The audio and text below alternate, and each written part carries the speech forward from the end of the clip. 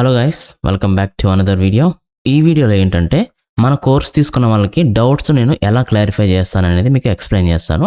First వచ్చేసి మీకు ఇమీడియట్గా క్లారిఫికేషన్ చేయాలంటే మీకు ఎక్కడైతే డౌట్ ఉందో అక్కడ నాకు స్క్రీన్ షాట్ పెట్టి వాట్సాప్లో మెసేజ్ చేశారంటే నేను మీకు వాట్సాప్ మెసేజ్ చూసిన వెంటనే ఇమీడియట్గా అయితే క్లారిఫికేషన్ చేసేస్తాను.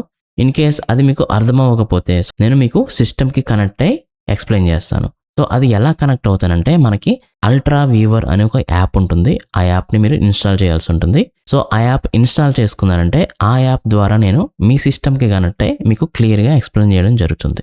ఇప్పుడు ఆ యాప్ని ఎలా ఇన్స్టాల్ చేయాలనేది ఈ వీడియోలో మీకు క్లియర్గా చెప్తాను. సో వీడియో ఒకసారి కంప్లీట్గా చూడండి. సో ఫస్ట్ గూగుల్లోకి వెళ్ళండి. గూగుల్ సెర్చ్లోకి వెళ్తున్నా. ఇక్కడ నేను అల్ట్రా వ్యూవర్ అని టైప్ చేస్తాను. Ultra viewer, okay, ultra viewer అని సెర్చ్ చేయండి.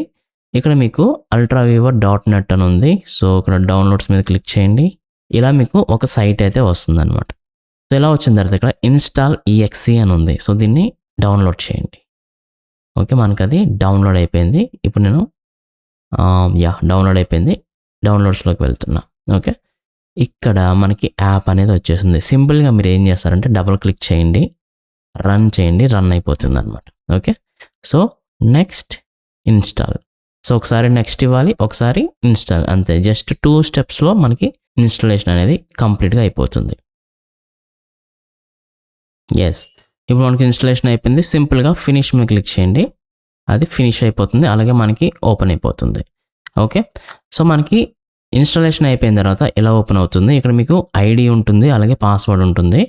మీరు మీ ఐడి అండ్ మీ పాస్వర్డ్ని నాకు సెండ్ చేశారంటే నేను ఇక్కడ కనెక్ట్ అవ్వి మీకు ఎక్స్ప్లెయిన్ చేయడం జరుగుతుంది. సో ఈ ఐడి అనేది స్టాండర్డ్గా ఉంటుంది. పాస్వర్డ్ అనేది ప్రతిసారి చేంజ్ అవుతూ ఉంటుంది. ఓకేనా, ఇవి పాస్వర్డ్ చెప్తేనే మీకు కనెక్ట్ అవ్వడానికి ఉంటుంది అనమాట. సో పాస్వర్డ్ ప్రతిసారి చేంజ్ చేసుకుంటే ఇలా షఫుల్ చేస్తే, ఓకే, జనరేట్ న్యూ పాస్వర్డ్ మీద కొడితే మనకి న్యూ పాస్వర్డ్ ఓపెన్ అవుతుంది అనమాట. సో పాస్వర్డ్ ఉంటేనే ఓపెన్ అవుతుంది. ఇది కంప్లీట్గా సెక్యూర్ ఉంటుంది, నో ఇష్యూ. వీడియో మీకు అర్థమైంది అనుకుంటున్నాను. Thank you.